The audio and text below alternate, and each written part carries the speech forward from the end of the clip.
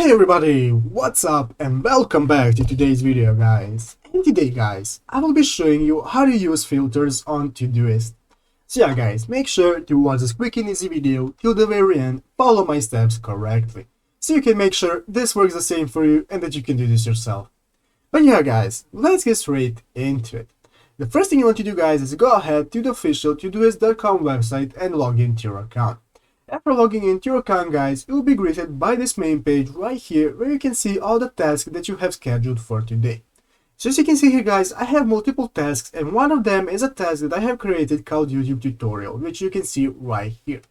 So guys, let's say that I want to see the filters for this task and I want to see all the tasks under that filter.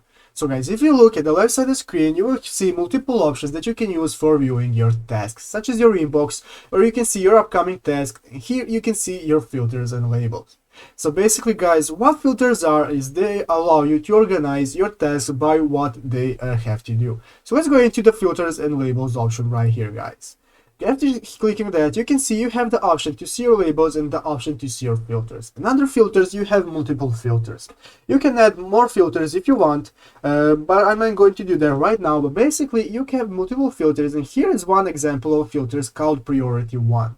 So let's go back to your task, guys. You can see here, if we click on this project, our task, you can see that our priority is Priority 1. So basically guys, it is the utmost priority for this task. So let's go back to filters, and if we click on the priority 1 filter, we can see all the tasks that have the priority 1 filter enabled on them. So as you can see, here is my YouTube tutorial task, and now as you can see, it is priority 1. And if we set it to priority 2, it will no longer be in the priority 1 filter. So yeah guys, basically filters enable you to manage and filter your tasks by what you need them and how you need them. But yeah guys, that's how you do it basically. I hope this video was helpful. If it was, make sure to leave a like and subscribe to the channel. So yeah guys, thank you for watching, take care and bye.